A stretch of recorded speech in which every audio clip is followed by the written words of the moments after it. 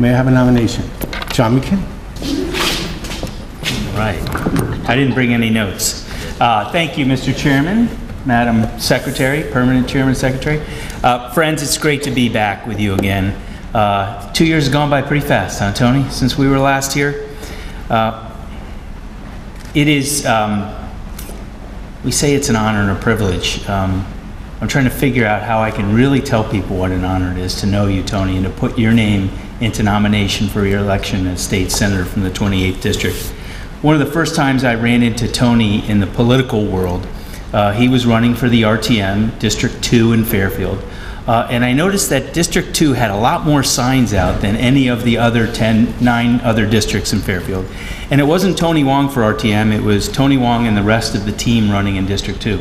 And they won by a lot of votes. And I saw a guy who had an incredible work ethic, someone who could really connect with people, someone who had a great smile and an easy way about him and could just meet people, talk to them, and have them feel comfortable. A couple years later, unfortunately, we lost a race for state representative. And Tony looked at me and said, I'm thinking about running. And I said, well, you better run. I said, remember what I told you? I said, but just remember, you're going to be all alone.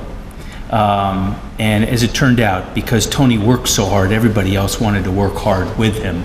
And we also didn't realize what an amazing family he has. His wife, who's here, his son, his daughter, who I know he's so proud of at Cornell, who's helped him through the way.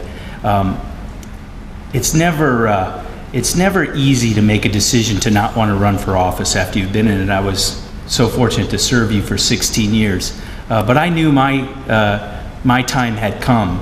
And one of the things that made my decision so easy was I knew Tony was going to do a great job.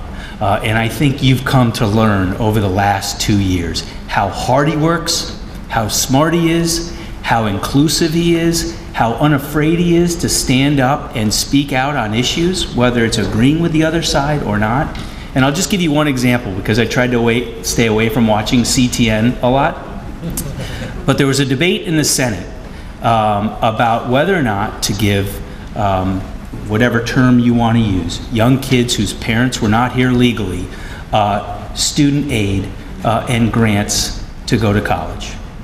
Kids who aren't here because they came in illegally, but they were brought by the parents.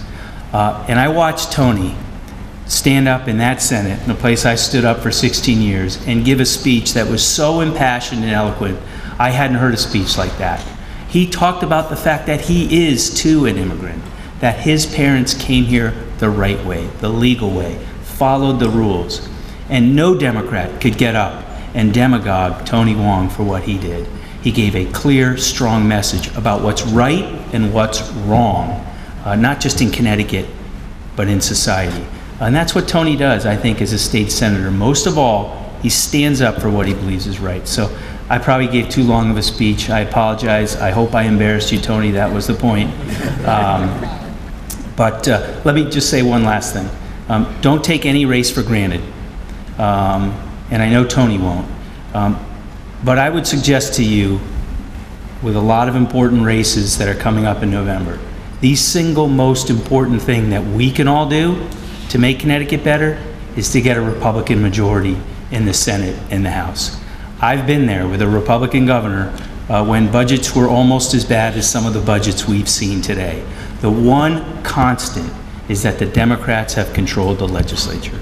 And we won't turn Connecticut around until we turn that around and give the Republicans a majority. And if Tony's chairman of a committee in January of 2017, if Brenda Kupchik, a state representative from Fairfield, is a chairwoman in 2017, you're going to see Connecticut start to move in the right direction. So, Tony, it's a great honor to be your friend, to call you my state senator, even though I live in a different town right now, you're still my state senator, and to put your name in nomination for re-election. Thank you.